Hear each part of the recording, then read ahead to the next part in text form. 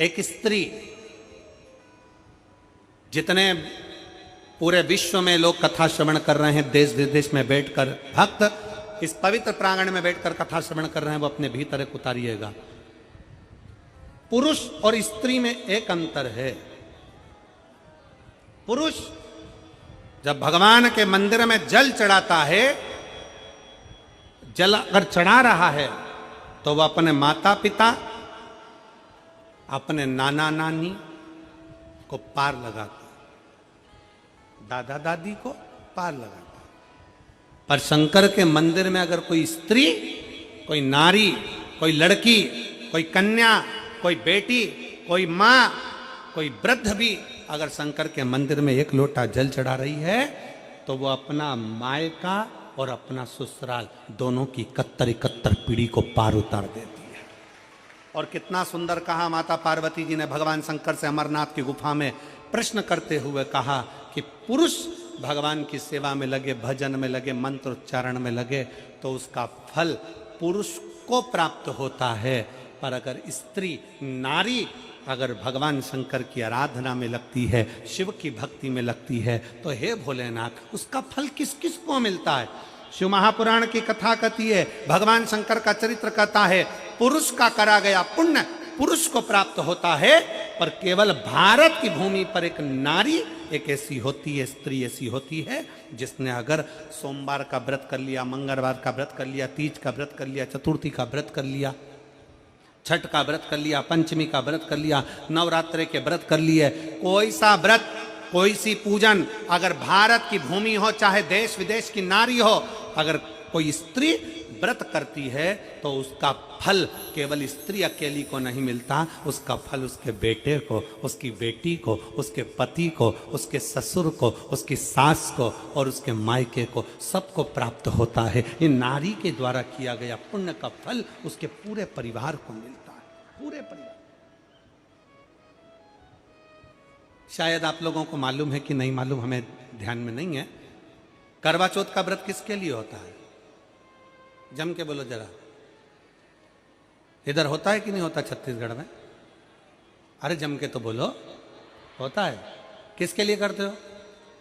पति की लंबी उम्र के लिए, ठीक है। और ये पूरी दुनिया जानती है कि करवा चौथ का व्रत पति की लंबी उम्र के लिए होता है।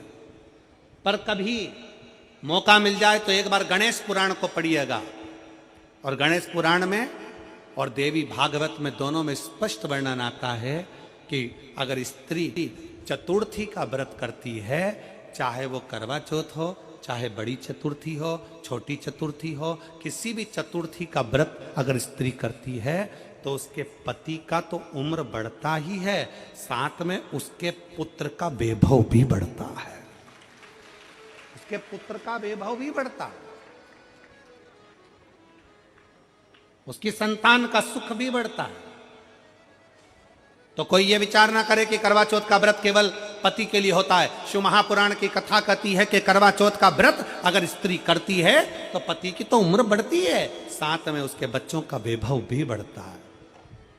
कोई व्रत अगर स्त्री करती है, नवरात्रे का व्रत कर रही है, नवरात्रे में उपास रख रही है, उसका फल सबको मिलता है, उसके पूरे घर को प्राप्त हो, पूर्ण घर।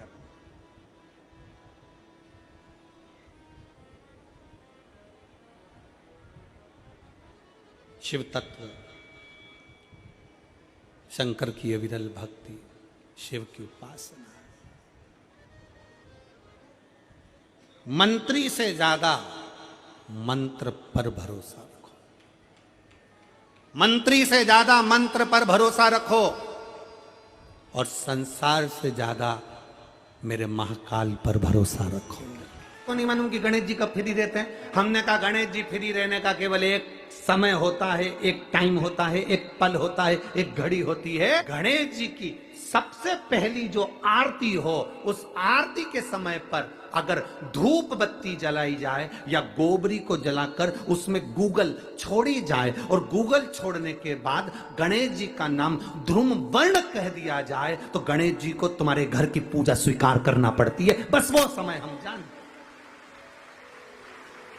हम तो बस उतना जानते हैं कि शिव महापुराण में लिखा और मुद्गल पुराण में लिखा, गणेश पुराण में लिखा, गणेश जी का एक नाम होता है ध्रुम वर्ण। क्या नाम है? ध्रुम वर्ण। गणेश जी का एक नाम होता है। जब हम धूप जलाकर और धूप लगाने के बाद में गणेश जी की सबसे पहली आरती करने के पहले अगर हम सबसे पहली आरती गणेश जी की कर रहे हो, अपने घर में स्थापना कर रहे हो, बिठा रहे हो, और तुम चाहते हो कि गणेश जी मेरे घर में आके मेरी पूजा को स्वीकार करें और जो मांगू मेरा गणेश मुझे दे 10 दिन के अंदर, तो पहला नाम लेकर पुकार लेना ध्रुम वर्ण विनायक, बैठो, बस काम हो गया। वो फ्री होकर आता, वो बैठता, अलमस्तता में बैठता।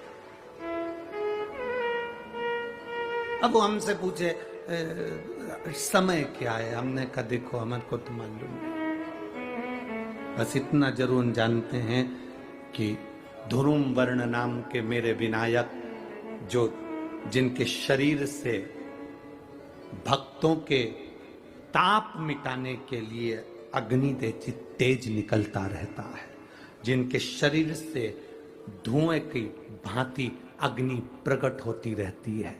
अग्नि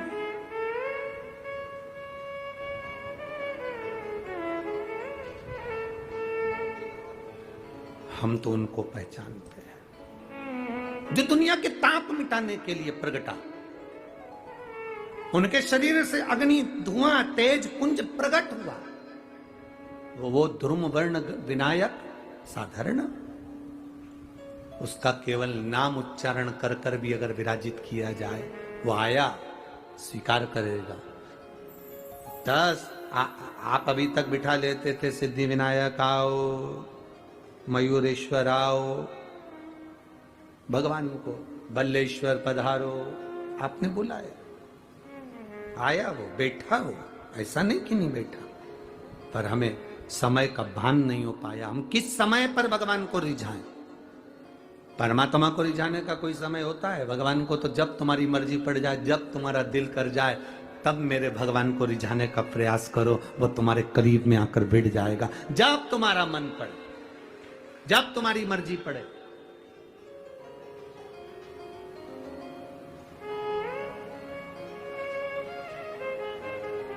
चतुर्थी का जो व्रत करने वाली होती हैं, जो चतुर्थी का पूजन करने वाली होती हैं, उनके भीतर का एक भाव होता है कि जैसे ही शाम का समय आए चंद्रदेव का पूजन करें। चंद्र जब प्रकट हो जाए, कलश भर लिया, उसके नीचे आखा दाना रख दिया, चावल गेहूं जो भी आप रखते हो पूजन के लिए, ऊपर पात्र आदि रख दिया, जलाशय, फिर अपन ने घी का दिया लगाकर पूजन भी कर ली। तो जो चतुर्थी का पूजन करने वाली होती हैं, जो चतुर्थी का नियम व्रत धारण करने वाली होती हैं, बड़ी बड़ी चतुर्थियां करती हैं या उसका नियम धारण करती हैं, तो चतुर्थी का जो पूजन करती है वो किस चीज के लिए होता है? केवल संतान, पुत्र, परिवार, हमारा कुटुंब, हम जिस कुल में हैं, हमारा कुल वैभव की ओर बढ़े, संपदा की ओर बढ़े और उसकी आयु बढ़े, उसकी आयु बढ़े, वैभव बढ़े।